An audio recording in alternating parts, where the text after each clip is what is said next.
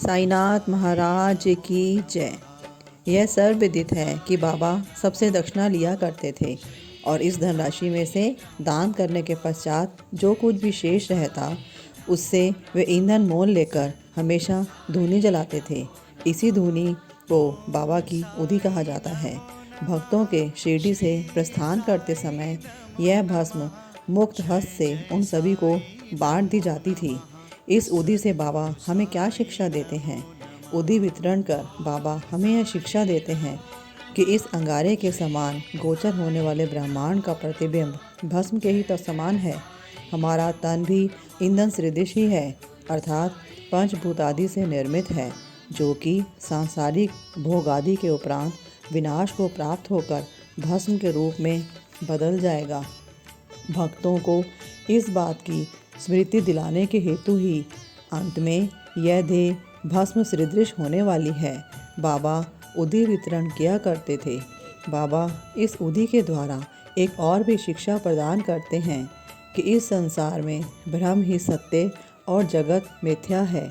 इन संसार में वस्तुतः कोई किसी का माता, पितृ, पुत्र अथवा स्त्री नहीं है। हम जगत में अकेले आए थे और अकेले ही जाएंगे।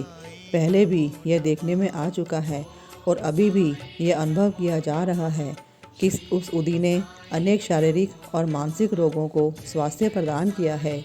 यथार्थ में बाबा तो भक्तों को दक्षिणा और उदी द्वारा सत्य और असत्य में विवेक और असत्य के त्याग का सिद्धांत समझाना चाहते थे। इस उदी से वैराग्य और दक्षिणा से त्याग की शिक्षा मिलती है। इन दोनों के अभाव में इस माया रूपी भवसागर को पार करना कठिन है। इसलिए बाबा दूसरे के भोग स्वयं भोग कर अपने भक्तों से दक्षिणा मांगा करते थे। जब भक्तगण विदा लेते तब वे प्रसाद के रूप में उदी देकर और कुछ उनके मस्तक पर लगाकर अपना हाथ उनके मस्तक पर रखकर उन्हें आशीर्वाद देते थे।